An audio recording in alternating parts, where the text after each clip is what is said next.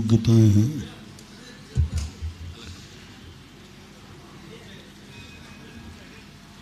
दो प्रकार की होती हैं हर वस्तु में, खास तौर से जीव और पुद्गल में। एक तो स्वाभाविक होती है, नैसर्गिक, और एक प्रायोगिक होती है, नैमित्तिक। स्वाभाविक जो योग्यता है वह तो सदा व्यक्त रहती है, फलीभूत रहती है, क्योंकि उसको कोई ढांक नहीं सकता, क्योंकि वो वस्तु का स्वभाव है। स्वभाव कभी आवरणित नहीं होता, और प्रत्येक वस्तु अपना एक निश्चित स्वभाव लेके बैठी है, जिसे स्वाभाविक गुण भी कहते हैं। स्वाभाविक गुण प्रत्येक वस्तु में दो प्रकार के हैं, एक साधारण होते हैं और एक सामान्य होते हैं, असाधारण होते हैं।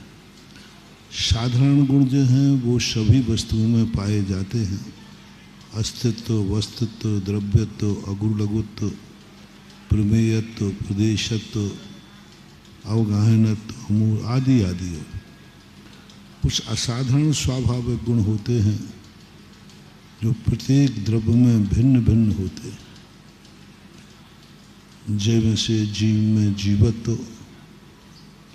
पुद्गल में पुद्गलत्व, धर्म अधर्म आकाश काल में उनके अपने अपने लक्षण हैं विशेष, जो दूसरे में नहीं पाए जाएं उनको विशेष बोलते हैं। लेकिन एक लक्षण ऐसा होता है, एक योग्यता ऐसे जो प्रायोगिक होती है। प्रायोगिक योग्यता वस्तुतः योग्यता नहीं है। जब वो स्वाभाविक योग्यता को व्यवहार रूप परिणमन करती है प्रायोगिक योग्यता, प्रायोगिक योग्यता, वो जब भी कोई ना कोई कारण जरूर है। जीव में बुराई आई है तो नियम से कोई ना कोई दूसरा उसमें कोई ना कोई निमित्त बन रहा है। पुद्गल में आई हो चाहे किसी भी द्रव्य में, दो ही द्रव्य हैं, तो उसके लिए हमें विचार करना है। किसी भी निमित्त में स्वभाव को पलटने की शक्ति नहीं है, लेकिन स्वभाव को उल्टा करने की शक्ति है। जल का स्वभाव शीतल है, उसको कोई मिटा नहीं सकता, लेकिन जल को उल्टा कर सकता है, गर्म कर सकता है। जल जल ही रहेगा, जल कभी अग्नि नहीं बनेगा, लेकिन जल गर्म हो सकता है, शीत से विभाव रूप हो सकता है। ज्ञान का कभी नाश नहीं होगा, ज्ञान अज्ञान हो सकता है। तो सबसे बड़ा पुरुषार्थ किसमें करें? जो योग्यता पर निमित्तिक है, दूसरे के अधीन है, उस पर हमें विचार करना है। उसी की चर्चा अपन ने कल की थी। क्या तुम में अच्छे बनने की योग्यता है? क्या तुम गंदापन छोड़ने की योग्यता है? बहुत बड़ी चीज है। गलत कार्य छोड़ने के लिए भी योग्यता चाहिए, और वो योग्यता जो है परनिमित्तिक है। बुरा कार्य छोड़ना चाहता है, लेकिन तुम नहीं छोड़ पाओगे, क्योंकि तुम्हारा चारों तरफ का वातावरण गंदा है।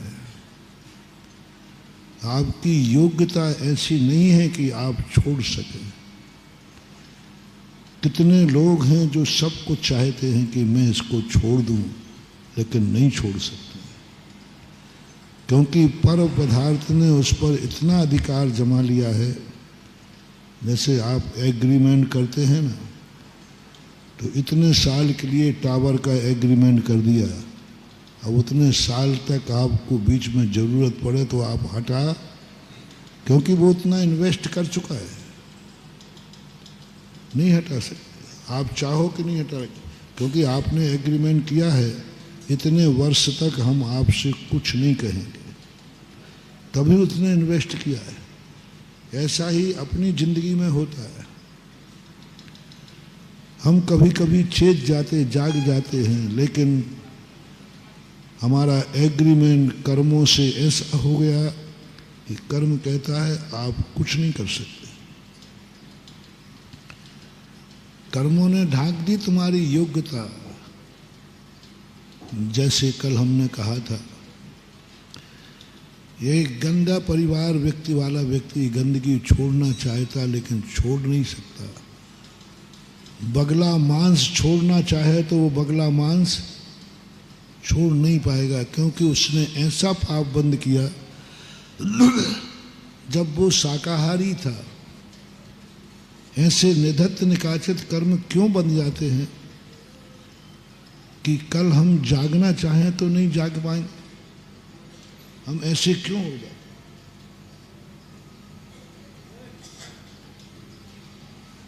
जैनाचार्य कहते हैं किसी से एग्रीमेंट करो तो ये गुंजाइश रखो, मैं कभी भी ये एग्रीमेंट कैंसिल कर सकता हूं, कभी भी कर सकता हूं। ठीक है, 1-2 दिन की वार्निंग दे देंगे, लेकिन सभी एग्रीमेंट ऐसे नहीं होते। जिनमें कोई इन्वेस्ट नहीं करना है वो तो कर लेगा, लेकिन जिसमें करोड़ों रुपया इन्वेस्ट करना है वो तो ऐसा एग्रीमेंट नहीं करेगा। अब बगले ने जब उसको सुविधा मिली थी, शाकाहार कर सकता था, उच्च कुल में था, अच्छे परिवार का था, फिर भी उसने मांसाहार कर लिया। नीच कुल वाले ने नहीं।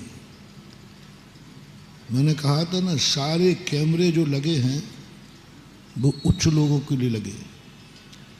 तुम उच्च कुल में थे, तुम्हारा परिवार शाकाहारी था, फिर भी तुमने मांस खा लिया, अंडा खा लिया, कुछ भी चीज़ों को आपने सेवन कर लिया।